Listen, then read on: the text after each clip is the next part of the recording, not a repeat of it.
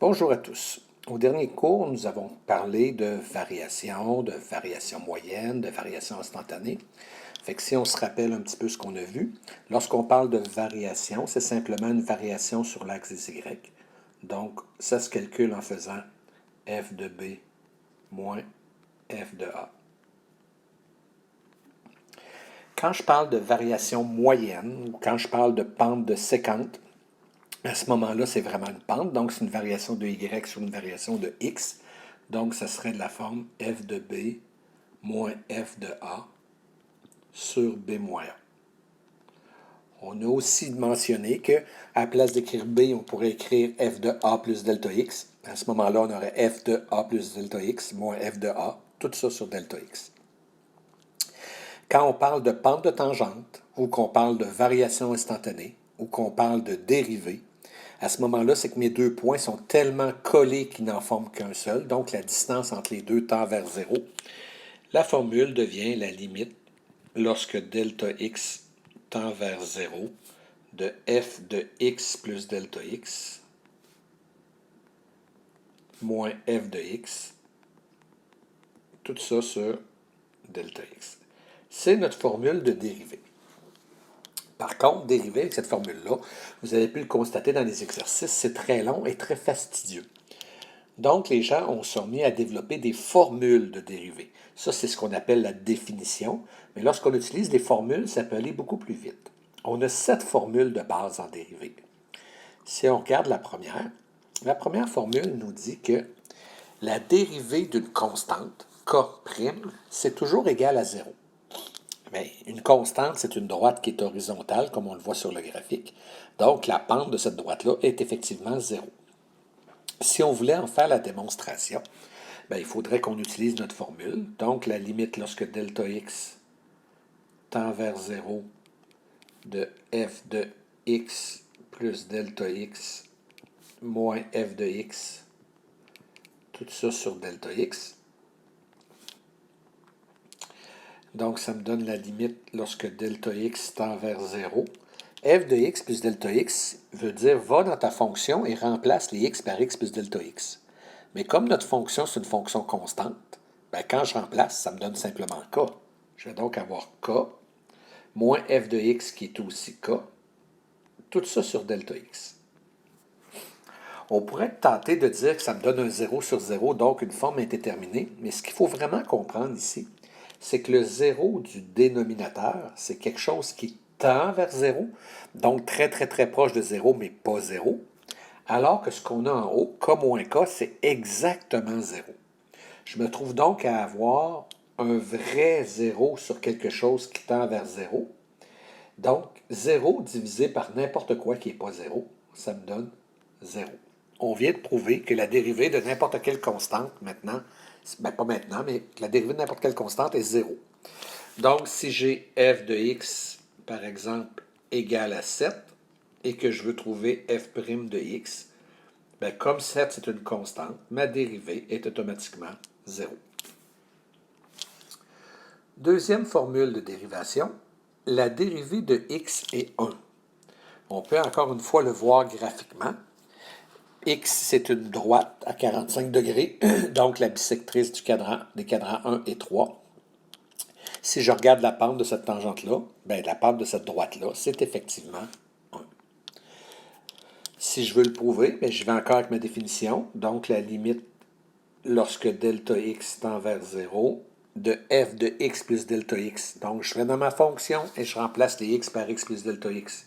Ça me fait x plus delta x. Moins f de x qui est x. Tout ça sur delta x. Bien là, je peux me rendre compte que x moins x, ça s'annule. Il me reste delta x sur delta x qui se trouve à valoir 1. Donc, je viens de prouver que la dérivée de x, c'est 1. Ça veut dire que si j'ai f de x égale à x et que je veux trouver sa dérivée, je ne suis plus obligé de passer par la définition. Je peux appliquer directement ma deuxième formule qui me dit que ça me donne 1. Troisième formule, qui est probablement la plus importante, celle qu'on va utiliser le plus souvent, dit que si je veux dériver x à la n, Bien, je prends le n, je le mets en avant, et je réécris le x avec un exposant 1 de moins. On ne fera pas la démonstration dans tous les cas, mais je vais faire la démonstration, par exemple, si f de x est égal à x2. Bon, si f de x est égal à x2, je veux appliquer ma définition. Donc, ma dérivée, ça serait, excusez-moi encore pour l'horloge, la limite lorsque delta x tend vers 0 de f de x plus delta x. Donc, je vais dans ma fonction et je remplace les x par x plus delta x. Donc, x plus delta x au carré, moins f de x qui est x au carré, tout ça sur delta x. Si je décompose en haut mon x plus delta x au carré, ça va me faire x2 plus 2x delta x plus delta x au carré. Donc, les x2 vont s'annuler. Et dans les deux autres termes, je vais pouvoir mettre un delta x en évidence. Je vais donc avoir la limite quand delta x tend vers 0 de delta x fois 2x plus delta x. Et en bas, j'ai delta x. Les delta x s'annulent. Et quand je remplace delta x par 0, il va me rester 2x. C'est la même chose que si j'avais appliqué ma formule, parce que ma formule disait prends le 2, mets-le en avant et réécris le x avec un exposant 1 de moins, donc x à la 1.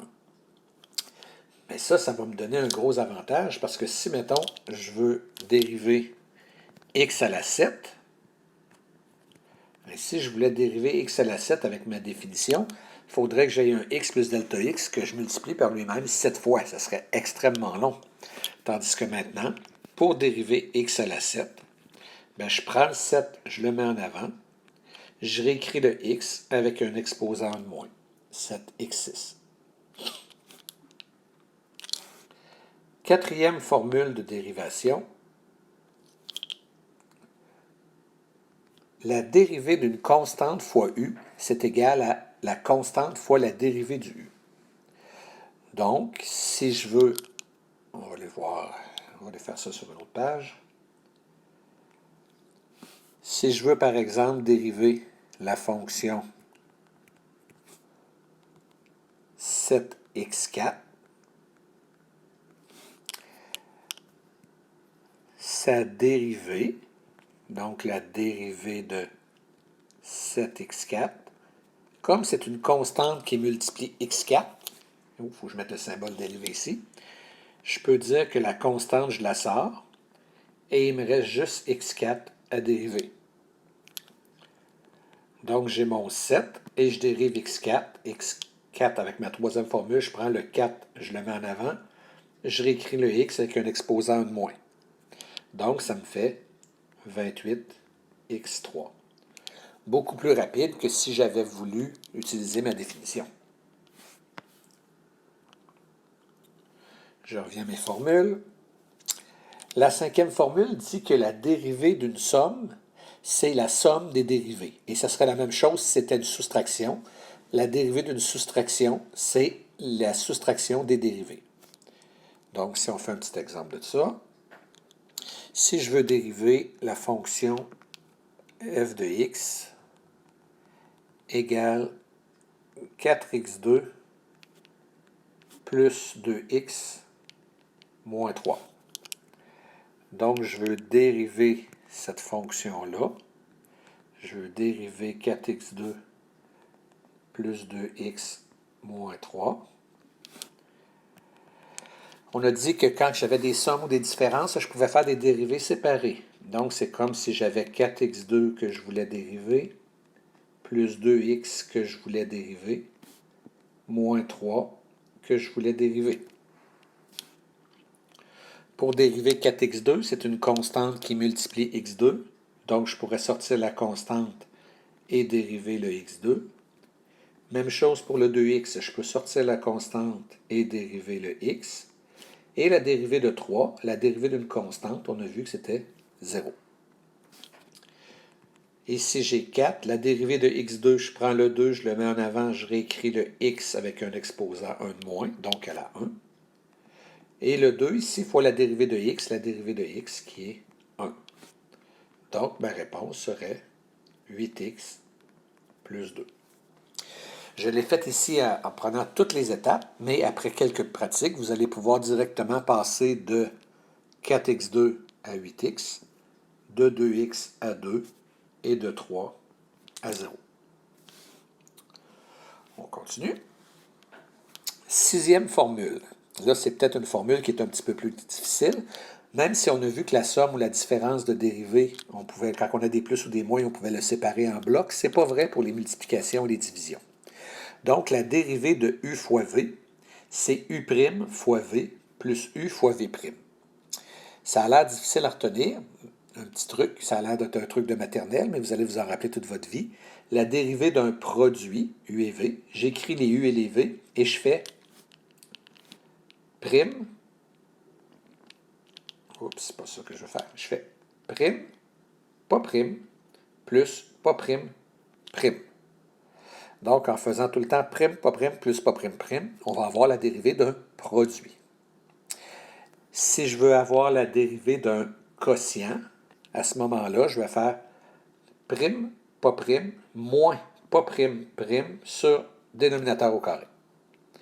Donc, un produit, prime, pas prime, plus pas prime, prime, et un quotient, prime, pas prime, moins pas prime, prime sur dénominateur au carré. Si je fais l'exemple un petit peu plus bas, on a ici x5 plus 4x2 plus 4 multiplié par 3x moins 2, et je veux trouver la dérivée de f de x par rapport à x. La dérivée de f de x par rapport à x ici, c'est la même chose que de dire je veux trouver f' de x. C'est des façons différentes d'écrire la même chose. Donc, si je veux dériver ça, la première chose qu'il faut que je me demande, et à partir de maintenant, c'est qu'il va toujours falloir se demander, quand je regarde mon problème dans son ensemble, ici, c'est un problème de quoi? C'est quoi qui vient réunir ce problème-là? Bien, c'est pas le plus qu'il y a entre x5 et 4x2. C'est pas le moins qu'il y a entre 3x et 2. C'est la multiplication qu'il y a entre mes deux parenthèses. C'est donc un problème de multiplication. Je vais devoir employer ma formule 6. Ma formule 6 qui me dit prime, pas prime, plus pas prime, prime. Donc, j'écris le premier bloc. x5 plus 4x2 plus 4. Et lui, je le fais prime. Fois le deuxième pas prime. J'essaie d'écrire petit pour avoir assez de place, puis ça va mal. Fois le deuxième qui est 3x moins 2. Pas prime. Plus le premier pas prime. x5 plus 4x2 plus 4. Fois le deuxième prime. 3x moins 2 prime. Donc, j'ai vraiment mon prime, pas prime, plus pas prime, prime. Sur la ligne suivante, bien là, il faut que je dérive x5 plus 4x2 plus 4. Je vais aller un petit peu plus vite que tantôt. Vous pouvez faire plus d'étapes si vous en avez besoin. La dérivée de x5, je prends le 5, je le mets en avant, et je réécris le x avec un exposant de moins. Plus la dérivée de 4x2. Le 4, je le laisse en avant parce que c'est une constante. Puis je dérive le x2. Donc, je prends le 2, je le mets en avant. Je réécris le x avec un exposant de moins. Donc, ça va me faire 8x. Et la dérivée de 4, qui est 0. Fois mon 3x moins 2, qui, lui, n'est pas à dériver. Plus mon x5 plus 4x plus 4, qui n'est pas à dériver, fois la dérivée de 3x moins 2. La dérivée de 3x, c'est 3, et la dérivée de 2, c'est 0. Et là, on commence à reconnaître les expressions qu'on simplifiait en début de session. Donc, j'ai 5x4 plus 8x qui va être à multiplier par 3x moins 2 plus x5 plus 4x plus 4 qui va être à multiplier par 3. J'ai fini de dériver. C'est là que j'ai à peu près le 2/3 des points dans l'examen. Il me reste à simplifier cette expression-là. Donc, pour la simplifier, j'ai deux termes. Je vais multiplier, donc développer le premier terme, développer le deuxième pour pouvoir les combiner. 5x4 fois 3x, ça va me donner 15x5. 5x4 fois moins 2, moins 10x4. 8x fois 3x plus 24x2. 8x fois moins 2, moins 16x. De l'autre côté, x5 fois 3 plus 3x5. 4x fois 3 plus 12x. Et 4 fois 3 plus 12. Donc, si je combine les termes semblables, je vais avoir 18x5 moins 10x4 plus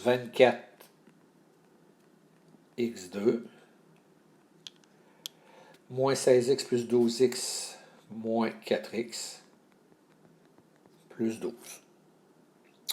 Je pourrais mettre un 2 en évidence. Il me resterait 9x5 moins 5x4 plus 12x2 moins 2x plus 6.